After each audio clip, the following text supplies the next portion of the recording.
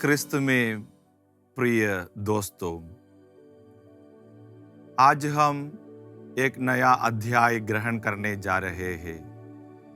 इसके पहले हम ईश्वर को धन्यवाद देते हुए इस दिन और इस समय के लिए हम ईश्वर को धन्यवाद दें, क्योंकि हमारा जीवन ईश्वर द्वारा रचित है और हमारे जीवन से ईश्वर जो कुछ चाहते हैं, ईश्वर की योजना के अनुसार अपने जीवन को उसके अनुरूप बनाने के लिए हम ईश्वर से कृपा मांगे।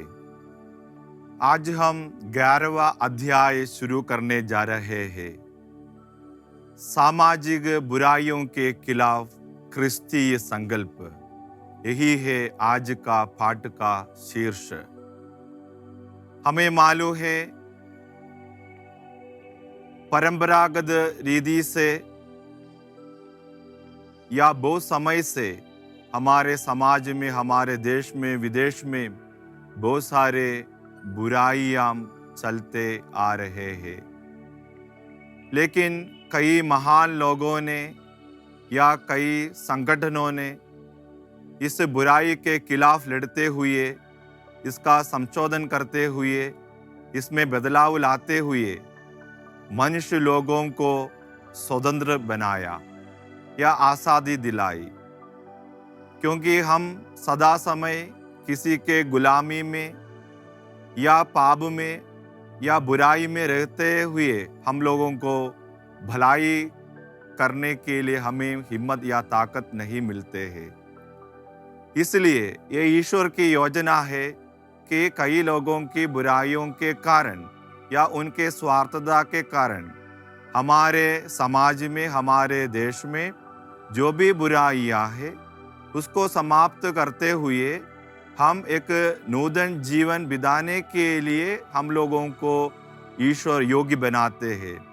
इसके लिए कई अधिकारी लोगों की ज़रूरत है, नेता लोगों की ज़रूरत है और संगठनों की ज़रूरत है। बाइबल में हम देखते हैं, ईश्वर ने मूसा नबी को बुलाया, क्योंकि इस्राएली लोग जब मिस्र देश के गुलामी में थे, मिस्र के फिरौन और अधिकारी लोग इस्राएली लोगों को गुलामी में रखे थे और उन लोगों को ईंट बनाने में या अपने पसीना बहाते हुए उन लोगों को जीवन यापन करने के लिए वे लोग प्रेरित करते थे या गुलामी में रखते थे। उसी हालत में और उसी अवस्था को देखते हुए ईश्वर ने मूसा नबी को बुलाया और उन लोगों को मिस्र देश की गुलामी से छुड़ाने के लिए मूसा को अधिकार दिया।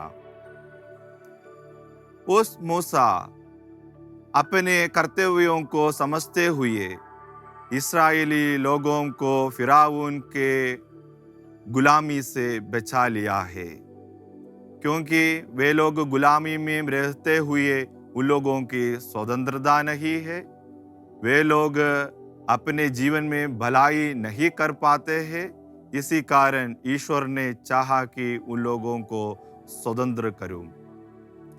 इसी प्रकार हम कलीसिया के सदस्य होने के नाते, कलीसिया के मेंबर्स होने के कारण या ईश्वर के बारे में हम लोग समझते हैं और ईश्वर में हम विश्वास करते हैं, वही ईश्वर अपने प्रिय पुत्र ईसा मसीह द्वारा जो लोग शैतानी के बंधनों में थे, जो लोग कई बुराइयों के ताकत में थे या कुछ लोगों के दबाव में थे, ऐसे लोगों को मसीह बचा लिया है। आज क्रिस्त में विश्वास करने वाले हम सभी लोगों को ईश्वर प्रेरणा देते रहते हैं कि हम लोग हमारे समाज में जो बुराइयां हैं, उनको हम खत्म करते हुए व्यक्तिगत रूप से और संगठन के जरिए हम लोग इन सभी बुराइयों को समाप्त करें। तभी हम आज़ादी के साथ, स्वतंत्रता के साथ भलाई करते हुए हम लोग शांति और समाधान में जीवन बिता सकते हैं। सामाजिक बुराइयाँ। हमारे समाज में बहुत सारे सामाजिक बुराइयाँ होती रहती थी और आज भी बुराइयाँ, सामाजिक बुराइयाँ होती रहती है। हम कैसे इसके खिलाफ बोलना, व्यक्तिगत रूप से बोलना, इसके बारे में सीखना, लोगों को जागरूक करना और इसके बाद शायद व्यक्तिगत रूप से या संगठन के जरिए लोगों को समझाना हम लोगों का कर्तव्य होता है। क्या है सामाजिक बुराई? जो बहुत से लोगों के पाप से जन्म लेती और बनी रहती है और कई लोगों के नाश का कारण बनती है। उन व्यवस्थापित सामाजिक व्यवस्थितियों एवं ताकतों को सामाजिक बुराई अथवा संरचनात्मक बुराई कहते हैं। इन सभी सामाजिक बुराइयों को करने वाला या प्रोत्साहन देने वाला शायद पूर्ण ज्ञान और स्वतंत्रता के साथ नहीं करते होंगे या प्रेरणा देते होंगे, क्योंकि उन लोगों को सही जानकारी देना, उनके बारे में जागरूक करना, उन लोगों को उस बुराई से या गुलामी से स्वतंत्र करना, आज़ाद करना हम लोगों का कर्तव्य होता है। जब जात पात जो प्रथा है, पहले चलते थे ज़्यादा और आज भी चल रहे हैं हमारे भारत के देश में, गांव-गांव में भी आजकल ये जात पात प्रथा आजकल प्रचलित है। अगर ऐसे प्रथा प्रचलित होते हैं तो लोगों को पूर्ण आज़ादी नहीं मिलते हैं। उन लोग उस बुराई में पड़े रहते हैं। जैसे कुआ के मेंढक है, उन लोगों को जानकारी देते हुए, ज्ञान देते हुए उन लोगों को इस स्वतंत्रता की आज़ादी दिलाना हम लोगों का कर्तव्य होता है। नहीं तो बुराई में पड़े रहते वे लोग भलाई करने के लिए उन लोगों को समय नहीं मिलते होंगे या भलाई करने के लिए उन लोगों को मौका नहीं मिलते होंगे। इसलिए वे लोग इन सभी प्रथा में या बुराइयों में वे लोग पड़े रहते हैं। इसलिए हमको जानकारी हासिल करते हुए उन लोगों को समय पर बचाना, उस गुलामी के दागों से उन लोगों को छुड़ाना, ये ईश्वरीय कार्य है। संत पापा जॉन पॉल द्वितीय के सामाजिक उत्सुकता नामक सार्वभौम पत्र में संत पापा बताते हैं, समाज में जो बुराइयां है शायद इन सभी के कारण मनुष्य का पाप है।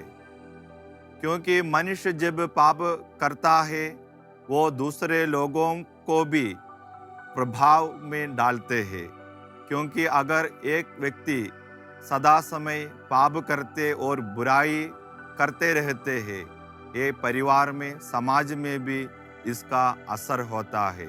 मनुष्य के हृदय में जन्म लेने वाला पाप क्रमशः सामाजिक व्यवस्थितियों को खस्ताहाल करता ही नहीं, बल्कि सारे सामाजिक जीवन पर भी प्रभाव डालता है। यही नहीं, वह अन्य पापों का कारण बनेगा एवं व्यक्तियों के व्यवहार पर बुरा असर भी डालेगा। एक व्यक्ति का जीवन सामाजिक व्यवस्थितियों पर आधारित है। अगर सामाजिक व्यवस्थितियाँ ठीक है, अच्छे हैं, तो एक व्यक्ति स्वतंत्रता के साथ भलाई करते हुए अपना लक्ष्य प्राप्त कर सकते हैं। अगर समाज भलाई करने के लिए प्रेरणा नहीं देते हैं, प्रेरणा का पात्र नहीं बनते हैं, समाज के लोग बुराई करते हुए या पाप करते हुए अपने समाज को भंग करते हैं, तो एक व्यक्ति स्वतंत्रता के साथ भलाई करते हुए आगे जीवन जीना मुश्किल होता है। क्योंकि कई लोग समाज में जाने या अनजाने या अज्ञान होकर सही शिक्षा ना प्राप्त होने के कारण या सही जानकारी प्राप्त ना होने के कारण वे लोग उस बुराई में पड़े रहते हैं। इसलिए अगर समाज की व्यवस्थितियाँ कंडीशंस अच्छे हैं तो लोग भलाई करते हुए ईमानदारी के साथ अपना कार्य उचित रूप से कर सकते हैं। अन्याय अन्याय वहाँ है जहाँ दूसरों के हक का हनन करता है और दूसरों के अधिकार का निषेध है। अन्याय का मूल कारण मनुष्य की स्वार्थता है। जब मनुष्य ज़्यादा स्वार्थी होते हैं वे लोग दूसरों के हक का हनन करते हैं। जब लोग अन्याय करते हैं तब कभी कभी अमीर लोग ज़्यादा अमीर बन जाते हैं और गरीब लोग ज़्यादा गरीब बन जाते हैं, क्योंकि जब हम दूसरे लोगों का हक का हनन करते हैं, निषेध करते हैं, हम समाज में समानता का भाव नहीं लाते हैं। इसलिए हम क्रिस्तीय लोगों का फर्ज बनता है कि अन्याय के खिलाफ हम लोग बताना भी है और लोगों को मदद करना भी है, क्योंकि अन्याय जहाँ है वहाँ भ्रष्टाचार बढ़ते जा रहे हैं। इसलिए इसके खिलाफ हम लोग अपनी आवाज़ उठाना ही चाहिए। समाज में जब न्याय करने वाले नेता लोग या अधिकारी लोग होते हैं तभी लोगों को न्याय मिलते हैं। वे लोग अन्याय के खिलाफ लड़ने वाला होना चाहिए, क्योंकि जो भी अधिकार है या अधिकारी लोग हैं ये सब अधिकार ईश्वर से उन लोगों को मिले हैं। इसलिए वे लोग न्याय के साथ लोगों के साथ बर्ताव रखें। अत्याचार आज की दुनिया कई अत्याचारों का मंच बन गई है।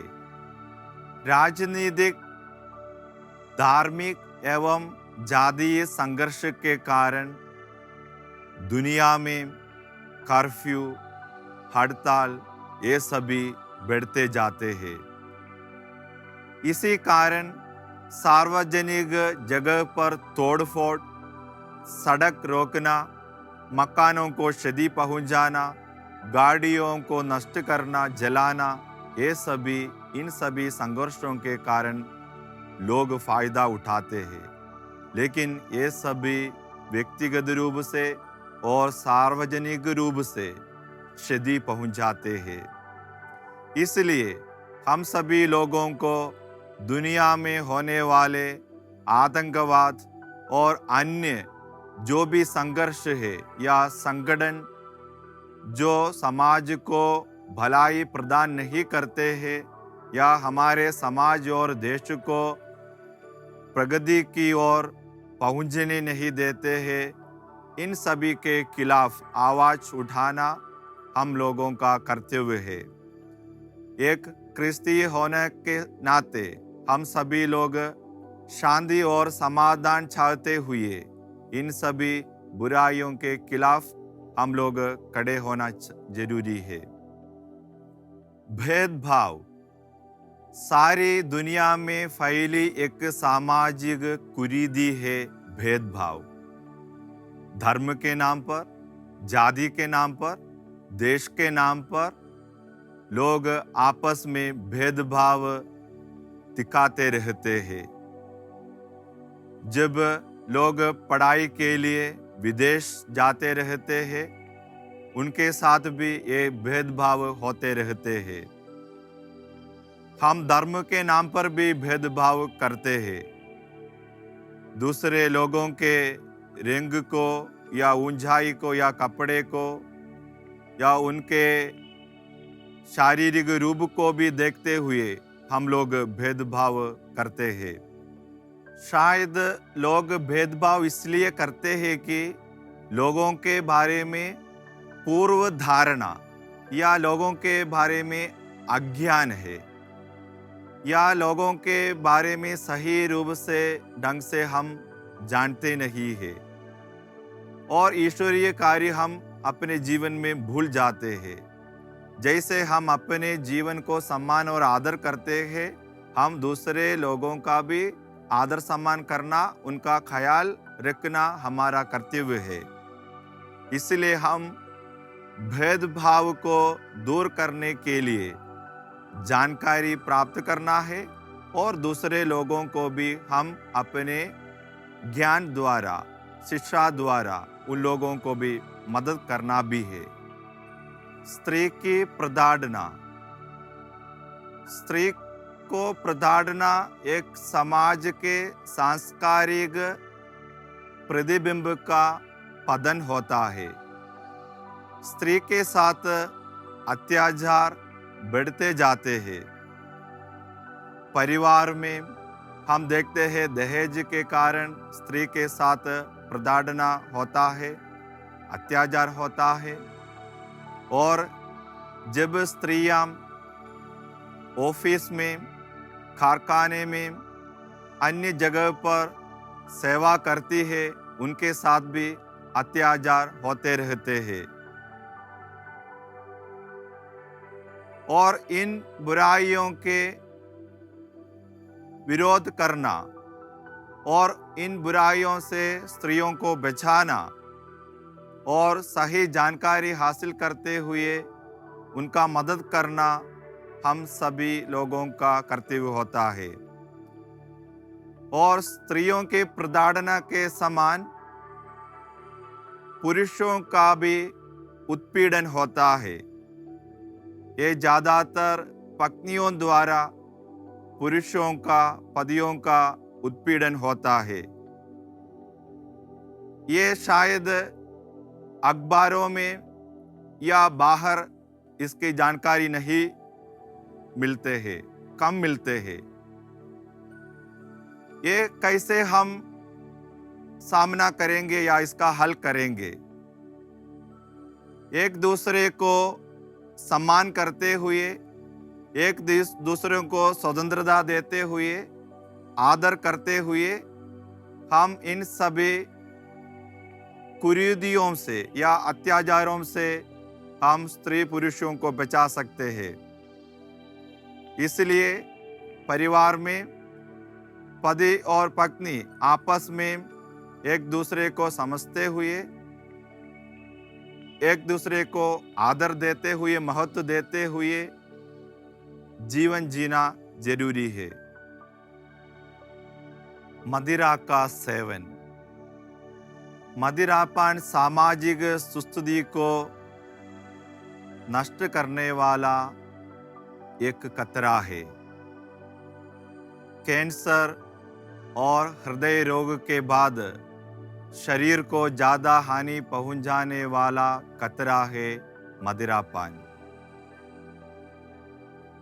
जो व्यक्ति मदिरापान का सेवन करते हैं वो अपने बच्चों को व्यक्तित्व विकास के लिए समय नहीं देते हैं और समाज के रिश्तों को या संबंधों को तोड़ डालते हैं। इसलिए इस बुराई से बचते रहना व्यक्तियों का कर्तव्य होता है। मादक पदार्थ। मादक पदार्थ युवा पीढ़ी का नाश करने वाला एक सबसे बड़ा खतरा है। स्कूल के सामने, कॉलेज के सामने, महाविद्यालय के सामने शायद ऐसी दुकान होते हैं जहां पान मसाला, तंबाकू, गुटखा आदि मादक पदार्थ बेचते जा रहे हैं। जब इस अवसर को देखते हुए युवा पीढ़ी उसके गुलामी में या उसके चपेट में हो जाते हैं। अपने तंदुरुस्ती को रखते हुए, अपने मानसिक क्षमताओं को देखते हुए परिवार का, समाज का सहारा बनने वाला युवा लोग इसके चपेट में होते हुए अपने जीवन में मानसिक तनाव और अन्य बीमारियां अपने जीवन में जानबूझकर बुला लेते हैं। इस बुराई से बचते रहना युवा पीढ़ी का या एक व्यक्ति का फर्ज बनता है।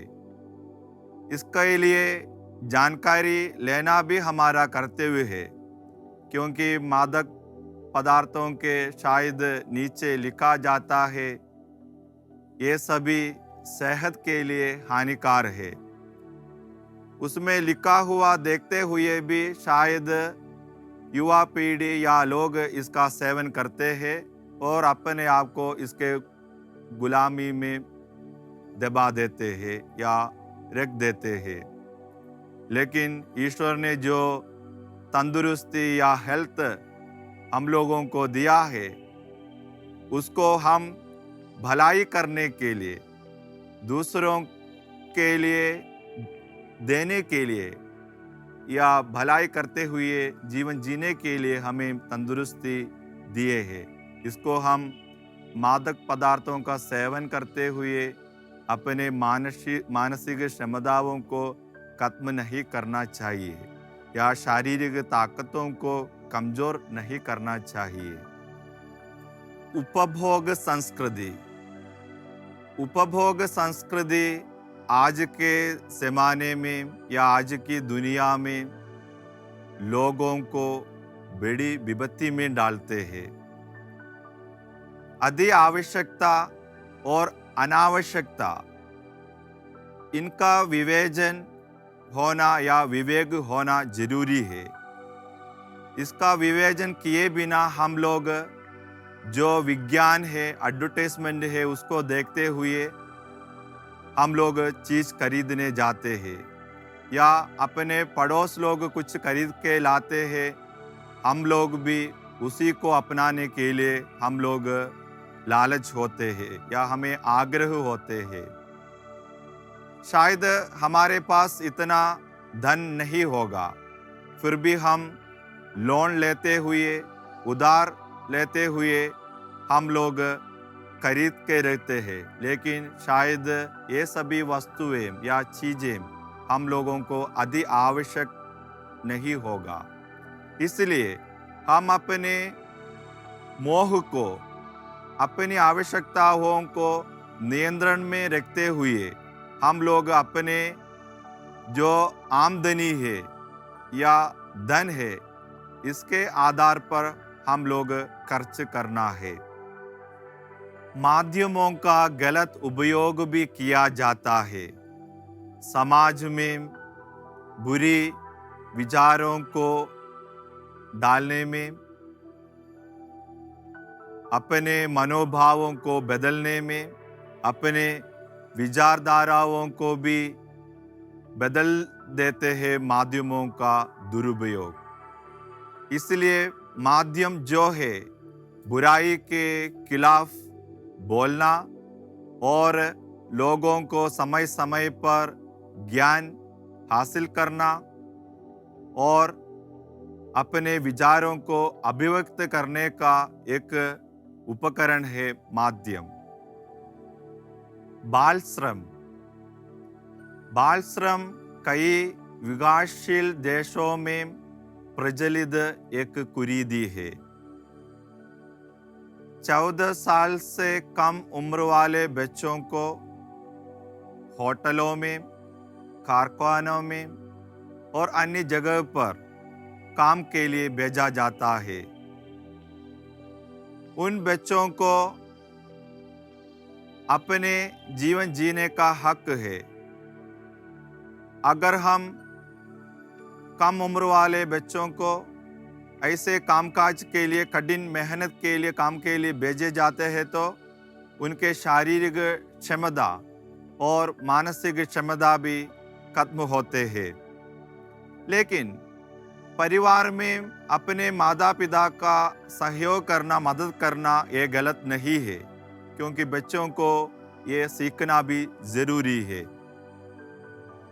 शायद बच्चों को कड़ी गरीबी के कारण माता पिता लोग बाल श्रम के लिए भेजते हैं, लेकिन उनके पढ़ाई के वक्त उनको बाल श्रम के लिए भेजना ये गलत है। बाल श्रम अपने देश के हिसाब से दंडनीय है। सामाजिक बुराइयों के खिलाफ प्रतिक्रिया। व्यवस्थितियों में बदल गई बुराइयों को खत्म करना मुश्किल है। लोगों को इसके बारे में जानकारी देना और इन बुराइयों से लोगों को बचाना, सही शिक्षा देना हम सभी क्रिस्तानों का कर्तव्य है। इन सभी बुराइयों को दूर करने के लिए 3 रास्ताएं हैं। पहला है वैचारिक सेमिनार, कलारूपों और माध्यमों के जरिए लोगों को समाज के बुराइयों के बारे में जानकारी देना। दूसरा है संगठनात्मक। शायद हम व्यक्तिगत रूप से जागरूकता बढ़ाने के लिए कोशिश करते हैं तो असंभव होता है, इसलिए संगठनात्मक रूप से हम लोग इसके खिलाफ खड़ा होना पड़ेगा। तीसरा है सांसारिक। एक विशेष संस्कार के रूप में समाज में बुराइयों का बढ़ावा होता है, इसलिए उसके खिलाफ एक संस्कार के रूप में हम लोग काम करना पड़ेगा। संस्कारिक एक विशेष संस्कार के रूप में समाज में बुराइयों का बढ़ावा होता है, इसलिए उसके खिलाफ एक संस्कार को बढ़ावा देना जरूरी है। प्यारे बच्चों, हम सभी अब अध्याय 11 सीख रहे थे।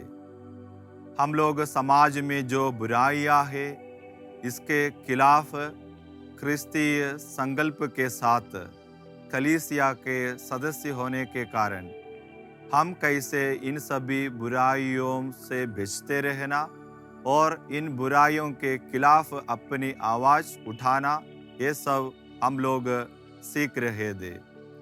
इसके लिए हमें कई महान लोगों के व्यक्तिगत जीवन से हम लोगों को नमूना लेना है और क्रिस्त ने स्वयं अपने जीवन के जरिए समाज में जो बुराइयां थी उसके खिलाफ क्रिस्त ने अपना जीवन कैसे अर्पित करते हुए लोगों को पापों के चंगुल से बचाया और गुलामी के दागों से बचाया, शैतानिक शक्तियों से बचाया, ये सब हम विश्वास करते हैं और हम लोग अपने जीवन में अपना कर्तव्य को ना भूलें।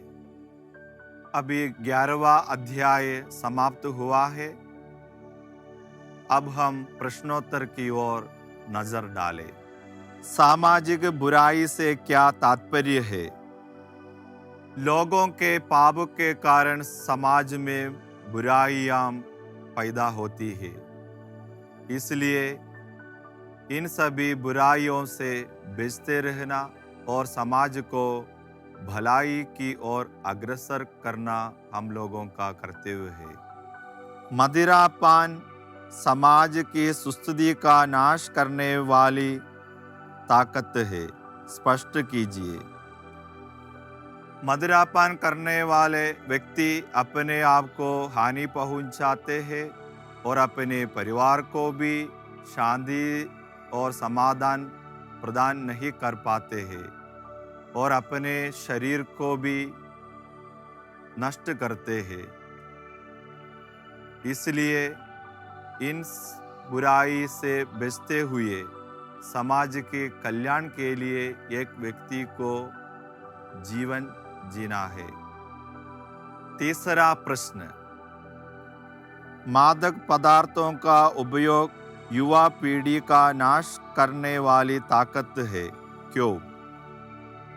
मादक पदार्थों का सेवन करने वाले व्यक्ति अपने शरीर और मानसिक संतुलन को बिगाड़ देते हैं। अपने परिवार में सहारा बनकर जीने वाला या अपने समाज के कल्याण के लिए जीने वाला व्यक्ति अपने शरीर और मन को नष्ट कर देते हैं। चौथा प्रश्न, माध्यमों का दुरुपयोग कैसे बुराई बन जाती है? माध्यम जब समाज में गलत विचारधाराओं, मनोभावों और आदतों को जन्म देते हैं। पांचवा प्रश्न, सामाजिक बुराइयों के खिलाफ हमें किन किन तरीकों से अपनी प्रतिक्रिया जताना है? वैचारिक, संगठनात्मक और सांस्कृतिक। प्यारे दोस्तों, हम अब तक अध्याय 11 सीख रहे थे। समाज में जो बुराइयां है, इसके खिलाफ हम लोगों को कैसे लड़ना है और अपने जीवन में हम लोग स्वतंत्रता के साथ अपना जीवन का आस्वादन करना है, हम लोग सीख रहे थे। आइए हम ईश्वर को धन्यवाद दें कि हम लोग पूर्ण आज़ादी के साथ ईश्वर के प्रिय पुत्र और पुत्रियां होते हुए हम लोग अपने जीवन में पूर्ण स्वतंत्रता के साथ जीवन जीने की सफलता हमें प्रदान कीजिए।